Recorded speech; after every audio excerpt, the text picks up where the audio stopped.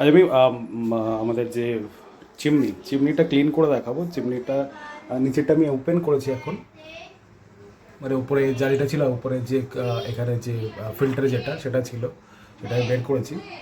তো ওটা নিয়ে এখন আমরা ক্লিন করব। ওটা দেবো ড্রেন ক্লিনার, সেটা হচ্ছে ডিক্লক, আর এটা হচ্ছে কস্টিক সোডা। এগুলো অ্যামাজন থেকে নিয়ে আসা। আমি হট ওয়াটার ইউজ করবো। হট ওয়াটার আমি দিয়েছি এখানে, আমার গিজার থেকে হট ওয়াটারই আসবে।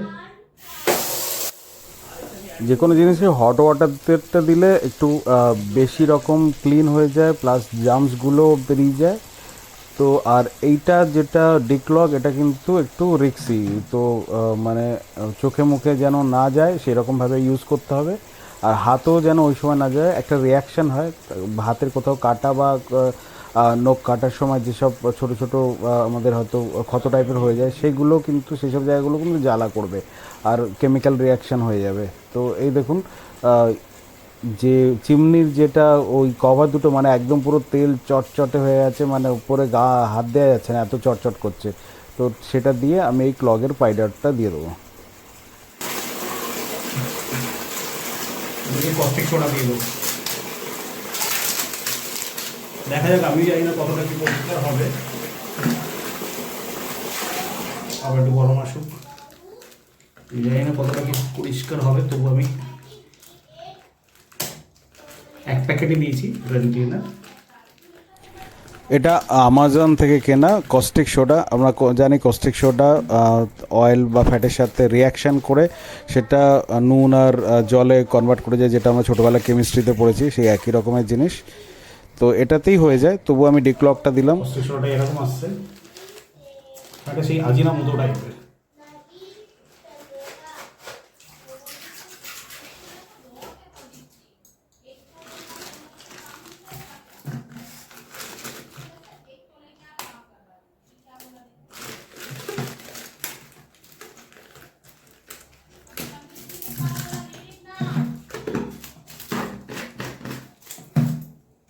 এটাও দিয়ে দেবো,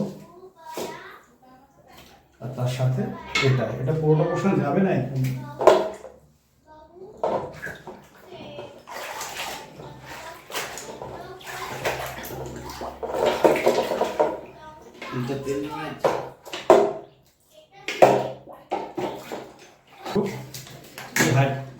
হারপিকটাও আমি একটু দিয়ে দিই, হোয়াইটটা দিলাম কিন্তু। তো এটা আমরা করেছি, দেখবো পুরো একদম পরিষ্কার হয়েছে নতুনের মতো, মানে কোনো চিপচিপ ব্যাপারটাও নেই।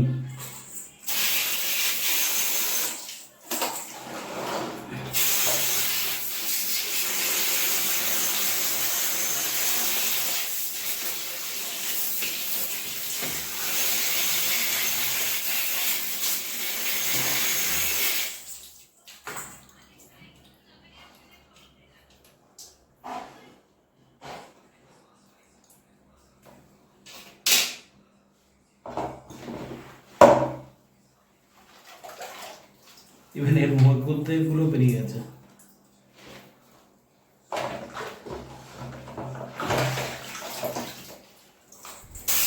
যে পুরো তেল চিটচিটে ভাবটা ছিল পুরোটাই কিন্তু বেরিয়ে গেছে, আর কোনো রকম কিছু না, একদম পুরো নতুনের মতো চকচক করছে। তো আমি দিয়েছি শুধু কস্টিক সোডা, একটা ডিক্লক ড্রেন ক্লিনার, আর হারপিক হোয়াইটও না দেওয়ার মানে দেওয়ার দরকার নেই, তবু আমি দিয়েছিলাম। যাই হোক, আপনারা ঘরে করলে ট্রাই করে দেখতে পারেন। যে কোনো স্টিলের জিনিস প্রচুর কালো হয়ে গেছে, নোংরা হয়ে গেছে, সেটা কিন্তু একদম পুরো এর মতো নতুনের মতো চকচক করে। ঘন্টা দেড়েক, ঘন্টা দুয়েক গরম জলে এগুলো মিশিয়ে রেখে দিলে দেখবেন এরকম পরিষ্কার হয়ে গেছে সব।